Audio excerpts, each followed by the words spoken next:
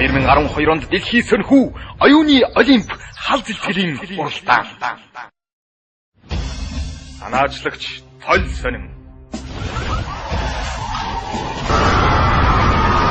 2012 онд дэлхийн сөнхүү оюуны олимп хал зэлтгэлийн уралдаан. Шагналын сан 1 сая төгрөг. Хамтран зохион байгуулагч UB Palace Донж төв. Үгэн дөвдөдгүй хүнийг саваагаар өвшөөдөж нэмэргүй. 2012 онд дэлхийн сөнхүү оюуны олимп хал зэлтгэлийн уралдаан. Өнөө үед за инглиш буудыг нэрийг хэлж чадах юм байна. Өчнөө байна. Жагсаалт бол бүгд бүтэн жагсаалт байгаа шүү дээ. Дараа би чам жагсаалт гаргаж үзлээ. Нэрийг хэлэх боломжгүй тий. Тий. Дараа нэг боломжгүй ч юу аах вэ? Би чамайг ингэж нэрийн жагсаалт асууна гэж үнэхээр бодсонгүй. Тэг би чамд дараа яавал 1 2 дугаарт ийм ялтай ийм улсуу тэгээд. Ялын нардна. Тий хичээд. Ийм ялтай ингэсэн учраас улсын банкыг ингэж дампууруулж итсэн учраас хадгалан зээлийн хоршоо гэж ингэж дампууруулсан учраас казино тоглож ингэж дампууруулсан. Ард түмнийг ингэж ядууруулсан. Ийм ял уншаад буудахад тэр хүн бол нэгэнт хийсэн хэрэгийнхээ ялыг үүрэх хэрэгтэй шүү дээ. Тэрнээс биш учиргүй тэр улсуудын ээж аваас ах дүү нараас нь үр хүүхдээс нь ярилцлага аваад уйлж хайлуулаад тийм солонгос кино дүүр савнгийн дүүр шиг юм хийгээд байх хэрэг байхгүй шүү дээ. Нийгмээ цэвэрлэе гэж бодож байгаа. Одоо чи сэтгүүлч зүгээр энэ Монголд маш олон телевиз явуулчихлаа. Бараг сонингоо давах яванда. Бэлдэж гин гэж штэ телевиз одоо их хурлын гишүүд бүгд телевизтэй болохгүй. Тендерийн зөвшөөрлөнийг $100 байдаг гэж.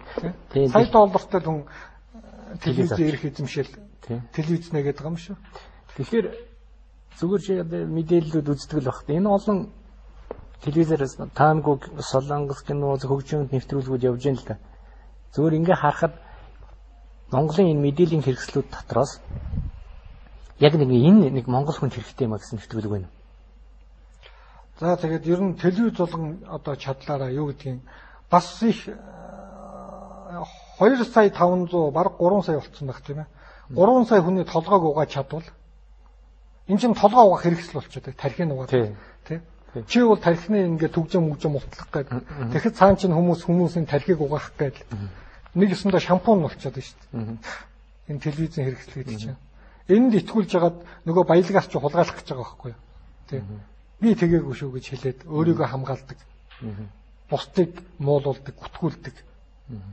Ийм учраас бол энэ телевизүүд бол байх хэрэгтэй. Гэхдээ Монгол энэ одон телевиз байж тээ. Энэ дотор бол жинхэнэ юм хийж байгаа одоо телевиз болгоно нэг юм уу хоёр тээ. Гайгүй нэвтрүүлгүүд бол ингээл харж яхад бол байдгийг. Тэрнээс биш бол нэг телевиз нь онцлол. Одоо тэр телевиз л үнэхээр бүх нэвтрүүлэг нь одоо реклам болчих тий. Реклам болчих. Одоо ядаж гоё нийтлэлийн нэвтрүүлгийг одоо Оросын NTV гэдэг телевиз дээр үздэг шүү дээ. Гардаг. NTV телевиз шиг хийх хэрэгтэй шүү дээ. Нийтлэлийн нэвтрүүлгүүдийг гэмт хэргийн нэвтрүүлэгч бай. Одоо бүх талын улс төрийн нэвтрүүлэгч бай. Урлаг соёлын нэвтрүүлэгч бай.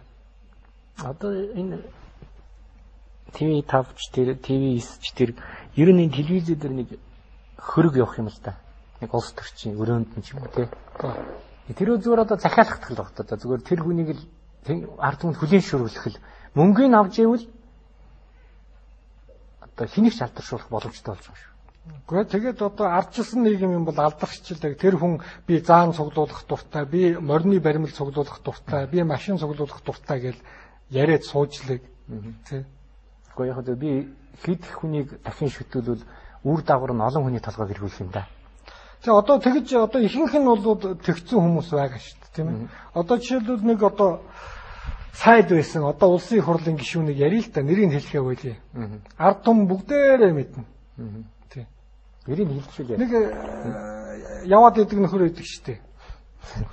Нэг одоо Сүхбаатарын талбайдаар суугаад нам байгуулаад идэг нөхөр идэг шүү дээ.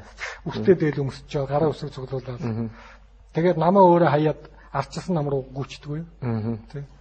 Тэр нөхрийн гихтэл одоо бодит жишээнүүд байгаа л байхгүй юу? Хамгийн наазахын жишээ гэтэл одоо мөнгөгүй болсон.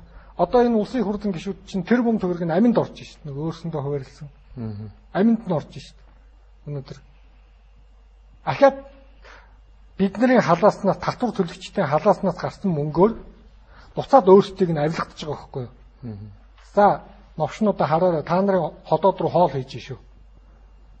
малны чи аманд өвс хийж өгч шүү. Хараараа та нар 12 онд нөхдүүд минь сонгоно шүү. Сонгохгүй дахиж та нарт юм олдохгүй шүү. Гэл. Энэний одоо ингээд бидний мөнгөөр эргүүлээ шоудаад байгаа байхгүй юу? Тэр нөхөр яасан гэсэн чинь тэр нөхөр туслахынхаа цалинг 2-3 сар өгөөгүй юм байна л та. Тэгсэн чинь туслах нь засгийн газрын ордны юун дээр цалингаа авъя гэдээ орсон чинь нөгөө эрхэм гишүүний авгаа нэрээд авгаа дээрээ цалингийг бичүүлээд авгаа нь авцсан байдаг байхгүй юу? Бүр мөнгөгүй болцсон. Тэ. Туслахын цалин. Тэг өөрийнхөө туслахын цалин авгаа нь авдаг. Ийм улсууд өнөөдөр цаан чинь тэр хүн төгрөг авцсан тархиж яваагаал явж байгаа байхгүй юу? Шудраг юм яриад итгэл өгдөг те. Одоо ийм л байна дөө. Одоо тэгээд за улс төрийн хуулийг л ерөн тэгээд та нар чи зохиолч бас яриана хэрэгч хүн танаа энэ зохиолчдын хороо морооч дотроо бас хагарал магаралтай нэг юмаа сонгох гэж бас бөө юм болт юм шүү. Нэг дарга сонгох гэж бас л амбиц авилгал би зүйл тэгж хүнээс сонссон дам. Одоо сая шинэ бүрэлдэхүүн сонгоход нэг бөө юм болж ижил тэрнийг энийг сонгоно шүү тэгээл шүү гэж бас л одоо тэгээд ер нь бүх албан газар өнөөдөр нийгмээрээ ийм дампуурж байгаа заа юу. Нийгмээрээ дампуурж байгаа. Одоо ямар ч жижигхэн албан газар байна. Өнөөдөр за нэг дүүргийн хороо заа юу. Хорооны даргын төлөө алдчих штеп. Хорооны дарга болох гэж. Одоо нөгөө ядуурлч нь улам гүнзгийрч байгааг шинж өгөхгүй. Одоо 90 онд 96 онд хэзээ хороон даргын төлөө алдцдаг байсан. Тоодгүй байсан шүү дээ. Муу хороон дарга. Тэ. Өнөөдөр хороон дарга шиг сонгуул болохоор байждаг. Хороон дарга шиг том авилгачин явж байхгүй. Сүүлдээ бүр сөөхөн дарга ашигтай болсон. Одоо сөөхөн даргаар ашигтай болцсон. Болоод эхэлсэн 12 оны сонгуулиар сөөхөн даргууд хатанд гарна. Тэр бол үнэ. Нянгар хатанд гарлаа гэдэг. Тэр бол үнэ. Тэр шиг зохиолчтой хорооч гэсэн өнөөдөр энэс ялгарх юм юу вэ? Тэ. Гэхдээ нэг юм нь болохоор нэг уран зохиолыг шинчлэе гэсэн нэг хэсэг хүмүүс. Хуучтнаар нь байлгыг гэсэн бас нэг хүмүүс. Нэг хороон даргын сонгуулиас арай өөр нэг ялгаатай юм нэг тиймэрхүү юм яваад байгаа юм болов уу гэж би боцсон. Тэрнээс биш мөө зохиолчдод ямар эзэнсгийнх нь мөнгө байдгийг авилгатай зэдэг. Тэр зохиолчтой хороонд ороод идж уугаад ахаар юм юу ч байхгүй. Үнэхээр инээдтэй. Юу ч байхгүй. Шал тэнд баг өрнөхөр уран зохиолыг шинжилээ.